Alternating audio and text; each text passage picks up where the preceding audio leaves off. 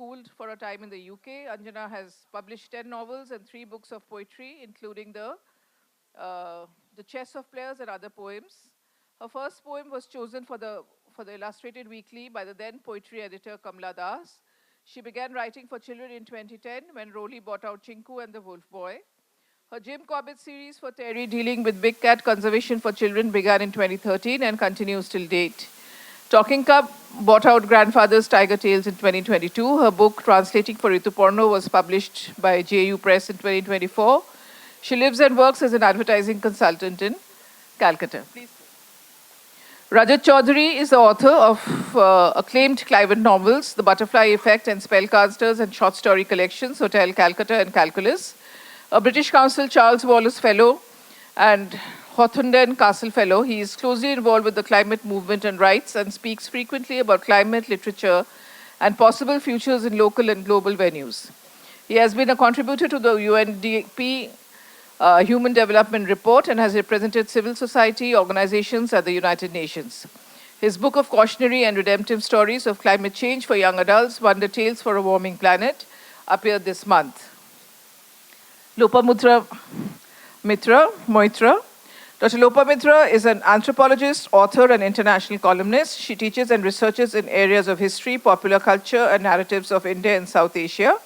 Apart from her academic endeavors, she loves to write about oral narratives, folklore, mythology, and historiography. Through her work, she likes to explore voices that often lie in obscurity, echoing the lesser-known aspects of her heritage and the continuous dialogue between man and nature. She is the author of 6 books, the latest being the collected works of Upendra Kishore Ray Chaudhuri. Welcome, authors, and here's to you for the session. Hello, everyone. Good morning. Very nice for so many youngsters to be present for a very apt session, and I think this is exactly the generation who should be more exposed to matters related to the environment, because it's basically we are practically all old. I mean, you will be taking over the world one day in various areas and various aspects of life and practically everywhere. So how you deal with it, things are not in a very good shape. We all know that. And we have seen a lot of work also being done, but practically something falls short. More should be done. Awareness, spread of awareness is one of them.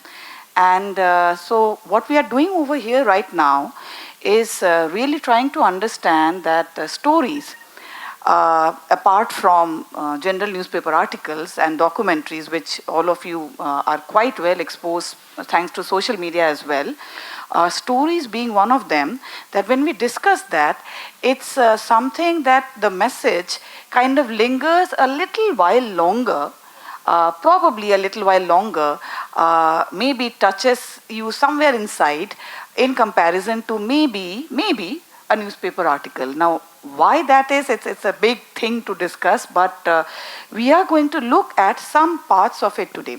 Now, as an anthropologist, what actually always has interested me when I write and work extensively with folklore of India and South Asia, there are a lot of these very old stories which has been around with us for a very, very long time, and they have subtle messages that speaks about plants, trees, a relation, maintaining a relation between human and nature. And so somewhere there has always been a conscious attempt in between all of us to talk about the nature and how well we can guard it, because it also keeps on giving us so much. At present, when we speak about climate fiction, is somewhere that same strain, that same bond of continuity that we see, and something that we will be looking at today. I begin by looking at, I'll be reading out a very small section. So this is a very interesting story. Anybody has heard about the folk tales from Sundarban about Bon Bibi and Dokhin Rai? It's a very, very well-known story. And so we have a very, very well-known writer here, Anjana with us, extensively has written about tigers and preservation of nature. And I read out from her book, Grandfather's Tiger Tales, from page 53. this is a small section towards the end of the narrative, the story. This is also a folk tale, by the way, about Dokhin Rai and Bon Bibi. The fight went on for days. Narayani Devi, Dakshin Rai's mother, finally made an appearance and told her son to surrender. There was no way he was going to win. Listening to his mother, Dokhin Rai gave in and knelt at Bon Bibi's feet. He begged her to look at things from his perspective.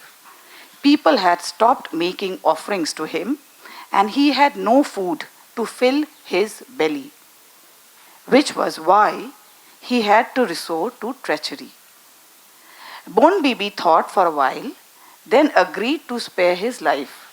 She divided the Sundarbans between men and tigers, warning both sides not to intrude on others' territory.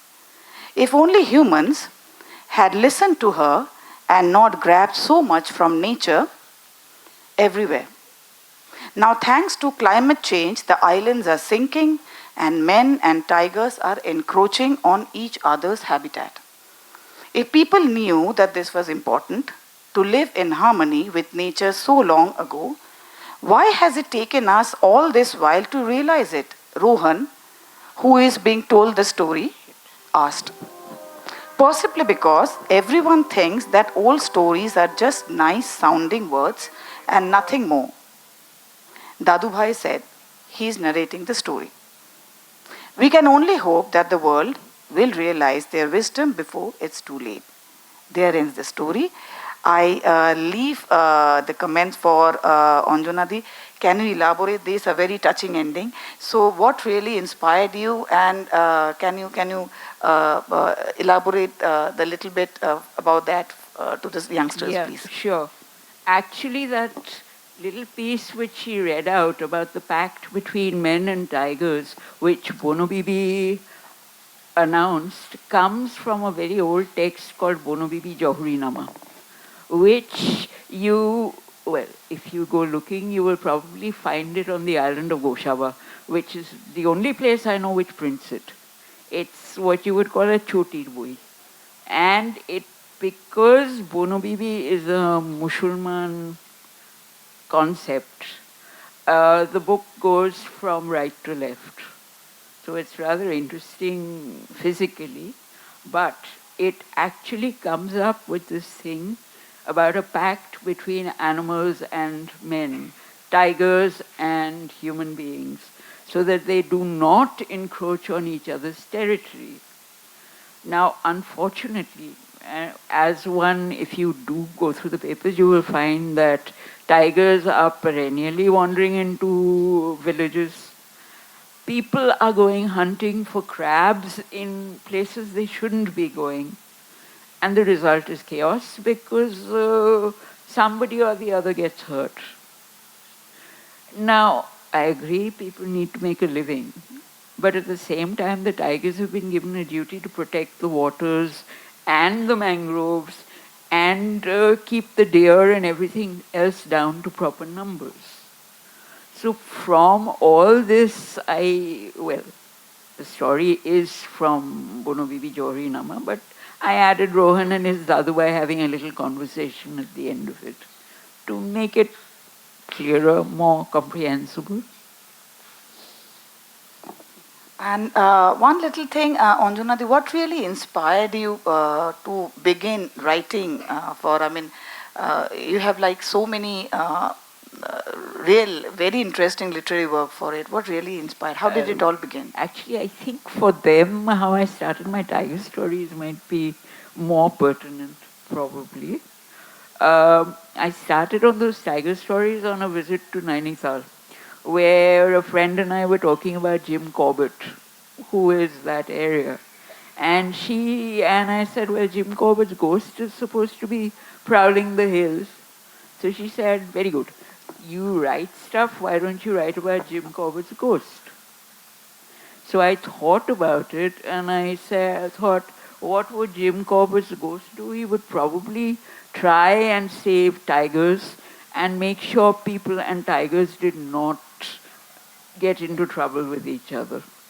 So that became a series of 5 books.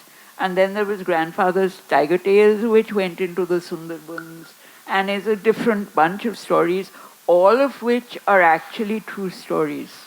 Nothing in this book is fiction except for the way I've written it. So it might interest you guys to read it. Yeah, that's a very interesting thing because this book, it has also stories, of course, narratives about how practically a man was living with a tiger during the cyclone, and he ended up believing that he is actually a ghost because it's impossible to survive with a tiger in the same space. So it's really interesting and something that, again, way the narrative, the folklore, folk tale, also the modern narratives have been weaved together to spread an interesting dialogue about nature. It's really, thanks a lot. Yeah, but to be fair to tigers, they don't really want to get into fights. So perhaps, and in this case, because Ayla was raging, the tiger realized that he and the man needed to be together. They needed to help each other. So that exists somewhere in nature. So if you hear bad things about tigers, make a note that they possibly are not bad. Thanks a lot, Anjana. So I come to Rajat's work right now, and I am reading out from his absolute latest, most new book I'm holding in my hand right now. So this is from Wonder Tales for a Warming Planet, I'm sorry, from Niyogi Books. It's not yet hit the market, right? It's coming up, yeah, coming up sometime in February, I guess. Yeah, so it should be maybe towards the early weeks of February. And I'm reading out from page 47, at the beginning of the chapter, titled as The Seventh Sense. Gogol was no ordinary kid. He was born on the day that the instruments of an atmospheric observatory on a Hawaiian mountaintop, which measures how much carbon we are pumping into the atmosphere, crossed a dangerous limit. But that was not why Gogol was marked different. Right from the time he was a young boy, lugging along his bags to the boarding school at the edge of an old forest, a few miles from the sprawling city of Anantanagar. There were other reasons that made him different. But we have to begin at the beginning, because if we do not, then all that happened later will sound like a fairy tale told by a storyteller with a fevered mind. One whose thoughts change colors like the chameleons that flitted across the neem tree branches in the village graveyard just behind Gogol's hostel rooms. Wonderful description of it. So, yes, on that note, can you elaborate a little bit on the beginning of this one and also your inspiration behind starting to write about the planet? Yeah, thank you for inviting me. Before I answer your question, I just want to kind of know from you all. I'm sure all of you know what climate change is. You're very aware, I know about that. Can anyone tell me what is a greenhouse gas? Anyone? Just raise your hand. Greenhouse gases. What are greenhouse gases? Yes? No one? How does climate change occur? Why is the earth getting warmer? Anyone want to tell me? Please raise your hands. I'm sure some of you know about this. Yeah. Because the gases which are going into the air, they are making holes in the ozone layer of the earth, which is affecting the earth and the Yeah. earth's climate. Yeah, it's very close. Anyone else?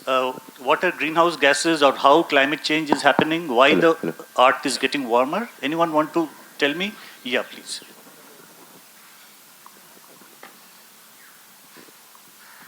The greenhouse gases like carbon dioxide are preventing the sunlight to escape the earth, and as the gradual increase of the carbon dioxide takes place, more sunlight is being trapped in the earth and thus causing the gradual heating up of the environment. Exactly, yeah. You are also very close. You were talking about ozone depletion. That is slightly different from climate change, but that is also a big issue, though it is being solved faster than the climate problem, which is much more complex. So, how I got to write this book? I've been working in the climate field for many, many years, like it's close to 20 years now, and doing activism, going out on the streets, fighting with corporates, and pushing industry to change, mend their ways, and things like that. And while doing that, I've also felt that only activism isn't working. We need to do something more. We are pushing policy people, we are pushing the government, but we have to also connect with people at a different level, which is why I thought it might be a good idea to write stories about climate change, because stories connect with us, as Lopadi was saying, at a very deeper level. And because I was already writing stories, other kinds of stories, Gothic, ghost stories, and that kind of stories, I thought, why not write about climate change? And then I discovered that actually there are already many writers writing about climate change in the West. Not so much in India. Then Amitav Ghosh wrote his Gun Island. And I wrote this novel called Butterfly Effect. So that was the inspiration, that to pass on, to create awareness about climate change, only activism won't work. There is the need for storytelling. And storytelling has become so big now, everywhere you find storytelling. In Instagram, in corporate brochures, everywhere people are trying to tell stories, because stories remain with us for a long time. There's this, it's like an anecdote. There was this conference in Europe some years back, where every participant was asked to tell a small story to the next one sitting beside him. Like, you tell a story to her, she tells a story to you. And then a few years later, two of them met at an airport, two of these participants at the conference. And they couldn't remember each other's names, nor which university they were from, which college they were from, but they remembered the stories that they had told each other. So that's the power of stories. Stories remain with us for a long time. And that is why I thought that writing stories about climate change would be interesting. But particularly about this story that Lopamudra was talking about, I went to a boarding school a little outside Calcutta, Narendrapur Ramakrishna Mission, many of you know about it. And there used to be a quite high boundary wall around our campus. It's a huge campus.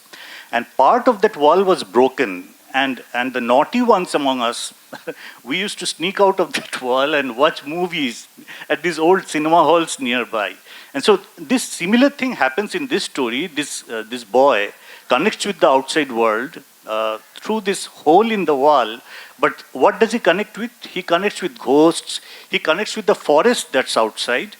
And this forest is being cut down by someone who wants to expand the city. So that is the premise of this story. That's how this climate story begins. And it's basically talking about living in harmony with nature and so on and so forth. Thanks a lot, Rajat. Now, when we are talking about storytelling, and we are also looking at, of course, the elders, but a lot of inspiration comes from youngsters as well. Now, a very big part of that inspiration is borne by the fact that visuals, imagery, probably animation, is taken help of from time to time, whether one is making a reel or an animation movie or a documentary and so on.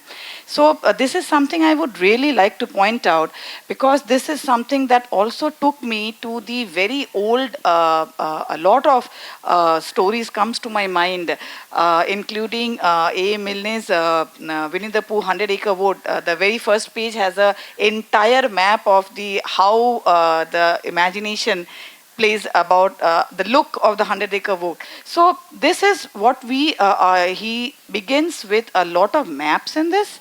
And there is something, I don't know if you can really see, as big water written here. So the story begins by also showing that water levels are increasing. So big water is gradually spreading all over the land and taking over the land. So this also helps as you proceed with the verses.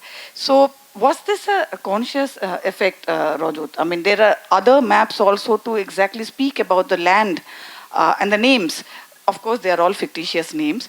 Was this a conscious effect, and how did you really go about it? Yeah, of course. I'm sure. Have you come across books where there are maps, story books like Harry Potter? Yeah. Treasure Island also. Many of you must have read it. Yeah, that's the most common example. Harry Potter, of course. Yeah. Uh, why do writers use maps in books? There are several reasons. Actually, it helps the reader also. If there are many places mentioned in a story, you will find maps in fantasy fiction. A lot of use of maps.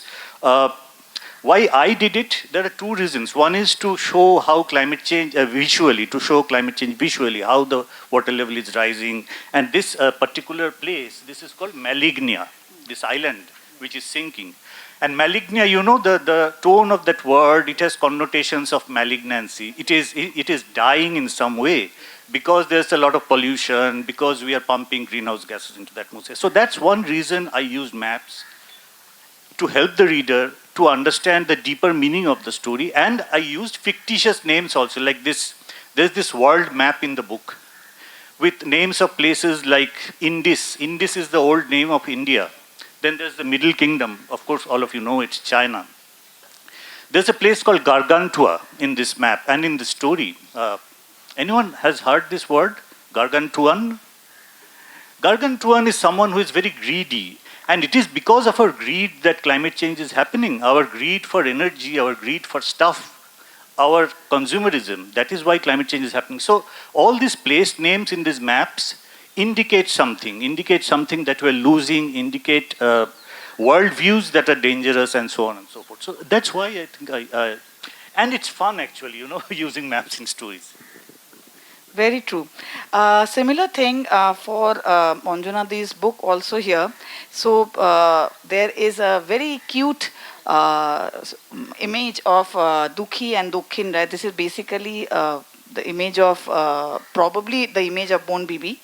And the story about the tiger and the man living inside the same hut for I think 2 days. I think 4 days. For 4 days, yeah. So yeah, that's both of them sleeping next to each other inside the same hut, and they emerge alive, both of them, very scared.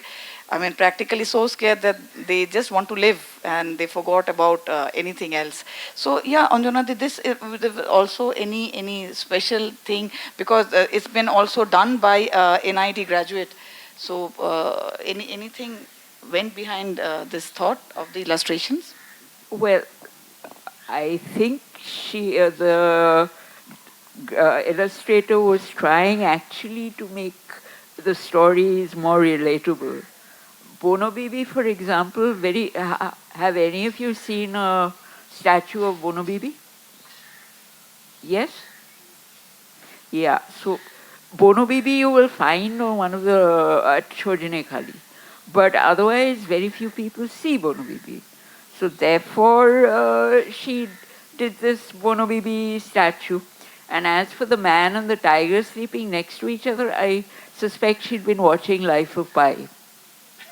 Have you, yeah? Where you had the tiger and the boy in the boat. So, and actually, this is what I call the real life of Pi. So it's just to give you a feeling that you can be close to nature, that things can happen which you wouldn't actually imagine unless you were given a little help to imagine. And that's actually what stories do. They take you by other paths into nature and into a deeper understanding. Thanks a lot. Beautiful, Anjana. And before I move on to running short of time, for the question answer session, just one last word from both of you. If you can direct, I mean, at a personal level, say for example, they're really kids. So what can they, in their capacities, also do on an everyday, regular part of their life to contribute for a better planet? Same here, Anjana. Yeah, Anjana, Rajat? you want to go? Yeah, okay. Since we've been talking about Sundarbans, I gather some of you have been helping plant mangroves, right? Yeah, which is a very good thing to do, because while he's got his sinking island, or we have the flooding Sundarbans happening. And unless the mangrove trees hold the embankments together, we are really in danger of flooding. The islands in the Sundarbans, some of them are actually flooding, which is why tigers are swimming from island to island and getting into conflict with villages. So I would suggest whatever you can do to help the mangroves. I'm not saying help tigers, that might be a bit difficult, but help the mangroves and you will help tigers and human beings, and ultimately yourself. Because if this great flood that everybody predicts happens, Calcutta is supposed to sink. So we are in more trouble than we can imagine. Yeah, which reminds me of, I had worked on a video game on climate change. It's available on the internet, it's free, you all can play that. It's called Survive the Century .net or com. You just type Survive the Century, we will get it. And you can play it. So, and there's a story there. We had written these stories where the Sundarban has disappeared. It's under the water, and the tigers have become homeless. They're roaming around in Calcutta, and China is kind of rehoming some of these tigers, and all kinds of crazy things have happened. And finally, the tiger sadly gets extinct, which also happens in your end of your book, no? The 18 tides and the tiger at the end. So the tiger becomes extinct. And now this de-extinction technology is used to kind of recreate the tiger, but now it's a climate-friendly tiger which doesn't eat meat, which is vegetarian. So all of that. Anyway, so what can you do? I'm sure many of you are coders now, no? From a very young age, you do coding, you can create websites and stuff like that. So do all that to create awareness about the environment. There are so many climate NGOs all around us. Work for them in your free time or whenever you know, on vacation. And besides that, tell other people to think about the planet, to think about climate change. Because you know, the politicians, the businessmen, the corporates, basically the corporates, the dirty corporates who are polluting the planet, they are around us. They are our friends, fathers, mothers, you know, uncles. So they have not come from another planet. So try to impress upon them the idea that what we are doing will affect future generations. They will affect you. So these two things, you help NGOs and you try to convey the message of climate change through storytelling. Try to write climate stories. I do climate story writing workshops also. I've done a couple of them for the National Library with schools like yours. Do that. Learn storytelling and pass on those messages. Yeah. Excellent, Rajat. I think very solid advice. I mean, mangrove to coding and I mean, practically utilizing all the methods of communication and awareness. I mean, I think we are absolutely running out of time. So I would like to open the stage for any questions. Yeah.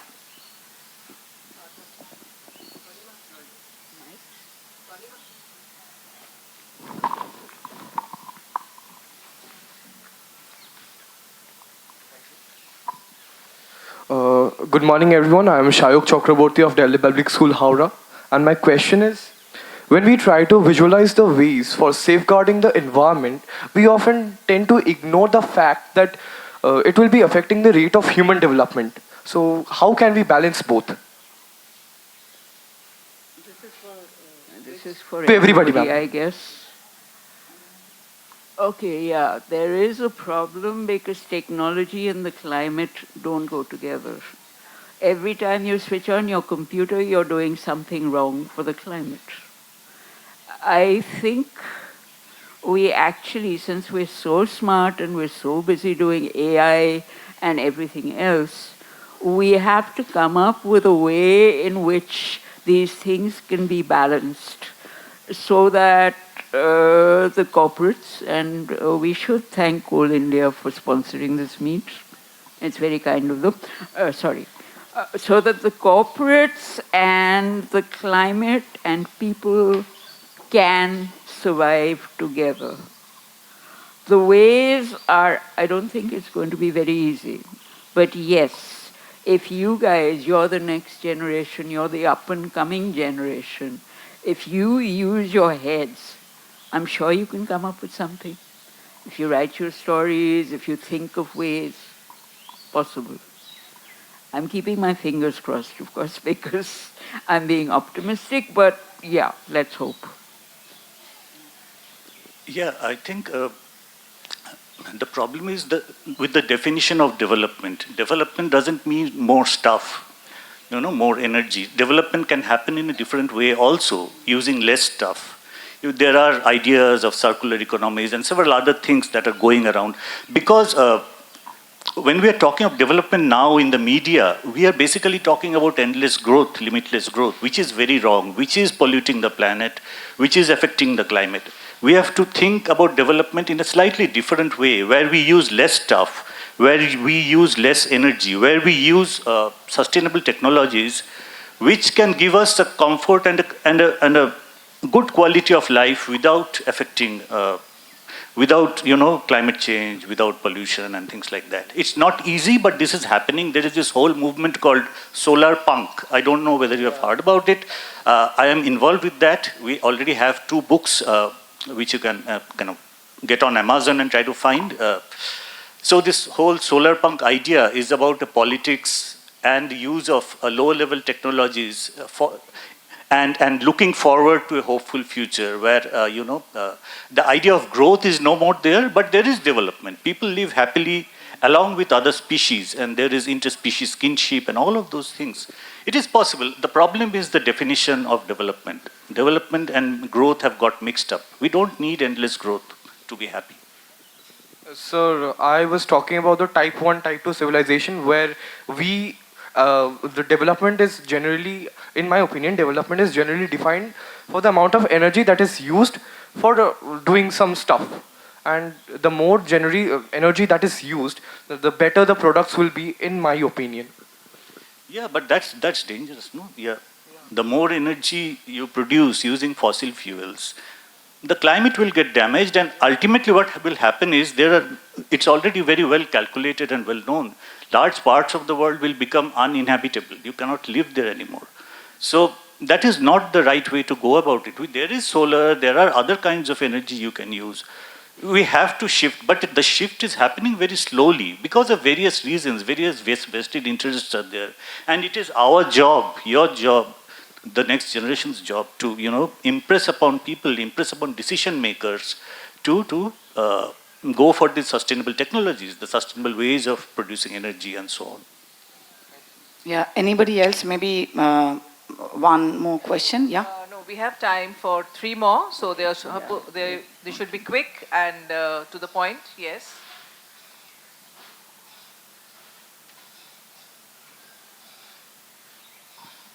Good morning, everyone. I am Saharan Khanum from DPS Howrah. A question to Rajat, sir. What inspired you to write dystopian fiction with, especially with a climate-focused lens? Yeah, that's a very good question, actually. There's a background to it. Nowadays, researchers say that dystopian fiction is problematic because it turns off people from taking action. And so those of us who have written dystopian fiction earlier, now I do write hopeful fiction also, have been criticized for that because you're writing, but it's good entertainment. People love to read dystopia. It's partly true. It has been shown that hopeful fiction has more effect on people. They change their ways faster if they read hopeful fiction. They take climate action and so on. But I totally don't agree with the idea that a dystopian is totally negative, because if you think about the life of the Buddha, Gautam Buddha, what happened? He saw these 4 signs, this old man, this very sick man, and this dying man, and then he left his home, and then he founded a world religion which must have saved millions of people, which must have changed the lives of millions of people. So from darkness, you can go to a place of light. It's not that dystopia will always push us towards a darker future. Dystopia can also give us spiritual energy. So I didn't think through all of this when writing dystopia. I was just trying to write an entertaining novel set in Calcutta of the future, which is partly drowned. The Raj Bhavan has gone. It's underwater. So yeah, it was just an entertaining novel that I tried to write. Thank you. Can we have something on the back? Is anybody there who wants to ask a question from this side or this side? Any question? You Okay, it's only DPS Howrah which is putting up their hands. So we have time for another one. Good morning, everyone. I am Sharmki Datta, student of Delhi Public School, Howrah. I want to ask you that what do you hope that your work will inspire to take on actions on environmental issues? Yeah. Or is this general? Okay. We hope that our work will inspire people to take on environmental issues, because otherwise, why we, through our stories, we hope you'll find ways in which you can help the world in small ways to begin with, like planting trees, like telling climate fiction stories if you want to, or blogs. Ultimately, if all of you put your voices together and you reach the decision makers, I'm sure something will happen. But unless the voices come together, people will not move. They will say, oh, everybody's happy with their lifestyles and whatever. We'll carry on doing what we're doing. We'll make money. We'll do energy. We will have an enjoyable life. It's not it, no? You're cutting down trees. You need to plant more trees. You need to look after animals. You need to deal with fossil fuels. So hopefully by reading climate fiction, you will get better ways of doing this. Yeah, of course we have hope. Otherwise, we won't be here talking with you. That's true. And we hope to leave the world a slightly better place than how we found it when we came here. So that's the little hope that we have. And to go deeper, there is always a possibility that we, the world together, will move to a sustainable path. And there are studies done on that. It has been found that during shocks, oil shock, or a pandemic-like shock, which is very bad, there is always a possibility of moving to a sustainable path, helped by, climate activists, policymakers, and things like that. Like when there's an oil shock, the oil prices go up very high. Technologies like EV is not good, EV also has problems, electric vehicles, can become very popular and spread among people. So all of those things are possible, but what we hope is we will make a small change, we will inspire some of you, and you will also carry the message forward. So that's our hope. And I surely hope that some of you will be talking about climate change among your friends. Will you? Raise your hands, anyone who think that climate change is something that we can, carry the message forward. Yeah, I see many hands. Thank you. Yeah, please do that. Any more? We have time for just one more question. You? Yeah, the final one.